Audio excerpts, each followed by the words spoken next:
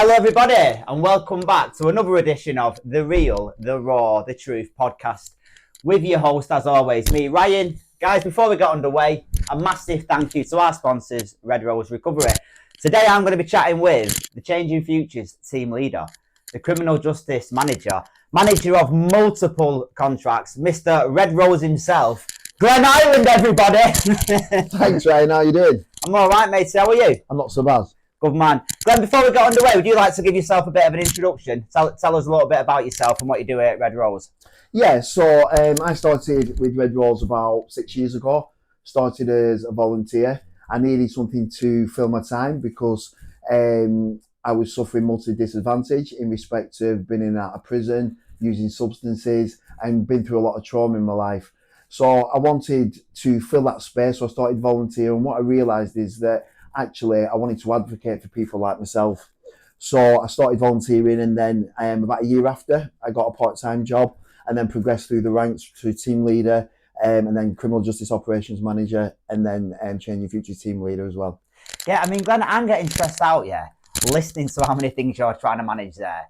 Is any day the same, what working in the field that you work in? Or what does your day consist of? I think would be a better question. It's a really, really good question, Ryan, because I wear multiple hats. So on a day-to-day basis, one day I might be in a prison, one day I might be in a police station, one day I might be within mental health services, forensic services, which is at Guild Lodge.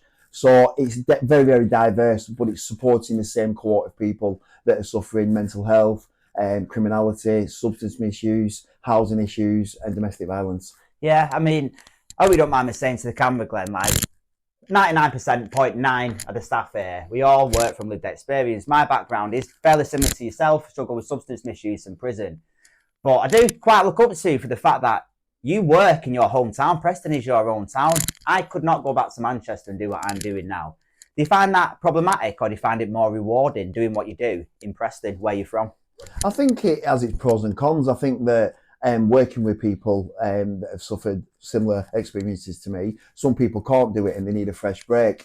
For me, the concept of support could be mutual aid, it could be family, it could be friends, and it's all the same for me. So I went round that wheel multiple times on that revolving door in and out of prison. But when I then found my support network, that's what was needed. So it's just like mutual aid, basically. So, and actually now, the relationships that I've got in my hometown, it actually benefits me. Yeah, I mean, I've been downstairs in the office plenty of times when people come in that I've known you from way back. You know what I mean? And I bet it's quite sad as well to see some of them, some of your old mates, old associates, whatever you want to call them, still on that carousel. You know what I mean? But you can't save them, unfortunately. You know what I mean? But I think it's brilliant that we do have that lived experience in the office with someone who has been there, seen it, and done it. You know? Yeah, I think you're right, and I think I must reiterate that actually seeing people and old acquaintances that are going on that carousel, sometimes it helps knowing them to build that relationship. And actually, when they look up to you and go, well, actually, it's achievable. It's that visible recovery, and actually, if Glenn's done it, well, actually, I can do it. And it can start that thought process around, right, I want to get into services. I want that support. Yeah, definitely. I mean, you are the criminal justice manager. So I think it's sort of then a lot of your job can involve going into prisons and police stations. Have you been back into any of the prisons where you've actually served time? I have, yeah. So I've been back into Preston Prison, Kirkham. I've been into quite a few that I've spent as a prisoner. I do go into other prisons that have not been associated with that. But what I will find is that there's been many barriers of getting people with lived experience into prisons. But I'm doing a piece of work now to try and navigate them systems to get other people like myself into them settings. And the prisons and the governors are on board with this. And ultimately what they're saying is they're valuing people with lived experience. Where at one point there was a bit of judgment and bias with that. Oh, definitely. I was fortunate enough myself recently to go back into Lancaster Farms. Like you, Glenn, I've been back into prisons a few times working for Red Rose, but that was the first time I've gone into a prison where I've served time. And Glenn's looking at me. What, you've been back in prisons and you've not told me? I told you to put it in an email if you were going in. It wasn't Red Rose affiliated, Glenn. But I found it really rewarding now. I have come a long way since I was released, but I don't seem to notice a difference. But going in there was an officer and a drug worker who was stood outside my old cell. And they were going, there he is. Do you remember when you used to live there? there were lads in there that I served time with. I just thought, honestly, mate, I know it's something that might seem quite insignificant. I felt about 10 feet tall coming out. Just like, gee, I've gone in there now as a citizen. I'm speaking to the officers in the deck or whatever, their office about like on first name terms. It's really rewarding, and I think to some of the lads in there that I've served time with, again, it's that visible recovery that we offer. I know we always say it, but I don't feel you can get enough of it. Do you find any, and that's a positive aspect of going back in there, do you find any negatives of going back in these prisons? Not many. I think that I've done a lot of work on myself. Initially, yeah, I did have a few barriers and a few incidents where I felt not worthy or I was in the wrong place. And it's like any service or organisation, isn't it? It's people within it. You've got good people in it. You've got people that you've got to change that mindset around people with lived experience. And what I would say is that I've had more positives than negatives in that. And it's, for me, my passion has always been criminal justice, and that's where I wanted to head. But I couldn't go into prisons and that initially because of my past and my DBS and things. I had to do a lot of work, building relationships, partner organisations, and actually proving that I have got that integrity and honesty to now work back in there. So, and I've been able to do that. And now when I do go in there, I get a buzz every time I go in there. I come out myself feeling 10 feet tall, walking the landings and seeing prison officers that have obviously been there when you've been a prisoner. So it's been really good. Yeah, it is really good, and I won't say this person's name in case it doesn't want to be mentioned, but I recently came across a governor from one of these prisons. I bumped into him at church and I was having this conversation with him, and he thinks it's brilliant, but his own words were 10, 20 years ago, that was unheard of. Having someone who's been to prison going in there giving a talk is completely unheard of. So I think it's really inspiring that this sort of change is happening. You know what I mean? And particularly in Lancashire, I think Red Rose is probably leading the way in that. Yeah, and I think that it's not just in secure settings like prisons and secure units.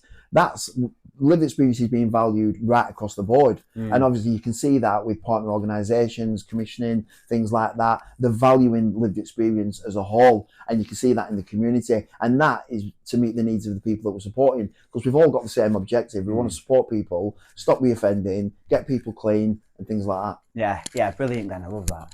I mean, we're always on a journey. We're never at the finish. But I'd say you're a long, long way away from that person who's still in active addiction, still going in and out of prison. When you was in that, I don't want to say bubble, when you was on that carousel of pain and misery, did you ever see recovery was possible? People talk about defining moments. I don't know if there is a defining moment or a rock bottom, but, you know, what was your journey like? How did you go from that to where you are today? I'll answer that question, but I just want to take you back to saying around a million miles away from that person that was using or going into prison. I'm a firm believer that you're only a day away from it, depending on what happens in your life, relationships, things that happen. You're only that split second away from going back there. So you've got to continue that journey. And I'm just let me plug that, because that's really good advice. And I've just took that on board myself. You are only a day away from it, yeah. Yeah.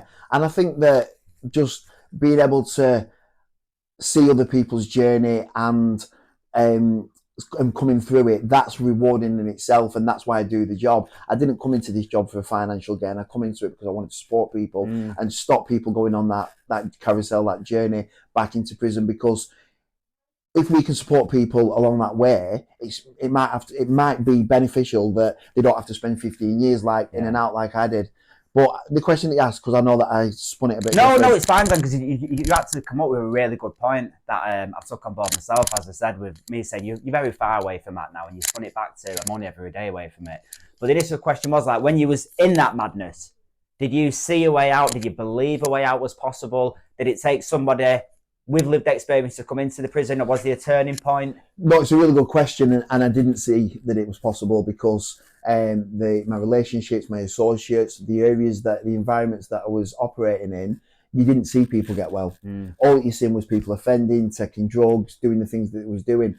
And then when you went back into prison, and this might sound really, really strange, but a lot of people that have never been to prison now say, oh, it's easy, they get an Xbox. Actually, when you took away from your family, your friends and your liberty, actually it's not a great thing. And what I will say is that I didn't see that it was possible. It was only when I come out and I started operating in these environments that I seen people getting well, and I was like, and I seen a friend that I was actually in prison with, and his name was Stephen Brown, and he was volunteering for Red Rose Recovery. Yeah, I know Brownie. And I was like, how have you managed to turn your life around? How have you done it? Do you know what I mean? And it gave me that inspiration to believe that it was possible. Yeah, I've done the work, but I've had a lot of support around me with that. Yeah, definitely. Like I don't, in my opinion, I couldn't have done it without the support of others. You know, I think you touched on it there with your environment, your associates. You know what I mean? I think if it was as simple as right, drink and drugs are the problem, or stop using them, would have all got well years ago. It is a complete lifestyle change, isn't it? It's a change of attitude, everything.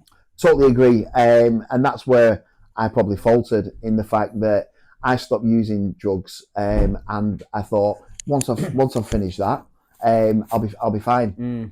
Actually, what I found out, that it wasn't drugs and alcohol that was a problem. It was actually me and my behaviours, because my behaviours still continued after that. So I had to do a lot of work on myself around that.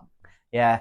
Do you still practice that now? Are you still quite conscious around your own behaviours on a day-to-day? Or, again, do you feel like you're too far from that now?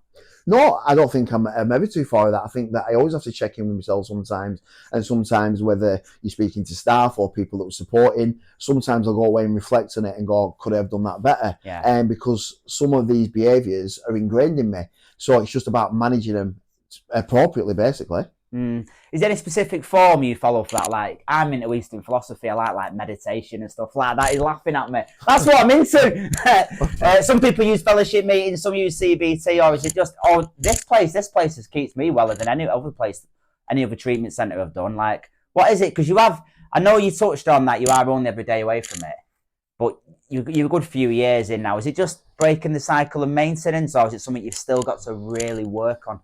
I think the message that I want to send out there is that you are only one day away, but the fact is, once you get a bit of time under your belt, it does get easier to manage. So what I'll say with that is, when I was early on in recovery and I was still going out drinking, there was lapsing with that, because I was still operating with the same people and the same environments. But then when I separated myself from that, one day become 2 weeks, 2 weeks become a year, 2 years become 11 years. And then obviously it's manageable now, so I don't actually have to look backwards. Yeah, and I think that's a brilliant message as well. Stop looking backwards. We can all do that, you know. Or we can get too overwhelmed looking forwards. The reality of it is, we only really have the present that we live in. Yeah. It's a gift to live today. That's why it's called the present. You can plug that. Well, we're not going to have much longer left here, mate. So before we go, why should people come and get involved with Red Rose Recovery? If it's for a beneficiary, service user, family friend, why? You know, what benefits are here? I think because Red Rose as a whole in the ethos is very relatable, and there's no judgment, there's no stigma, and there's multiple services that they can get signed into, whether that be mental health, criminal justice, community, and we can even support with housing. Even though we're not a housing provider, we do have really good relationships with providers that we can get housed. So come and get involved, guys, because it changed my life, so it can change yours. Of course it can. And Glenn has got a real eye for talent. It was Glenn who first interviewed me and got me involved with Red Rose. Best decision you ever made here as manager, wasn't it? That's debatable.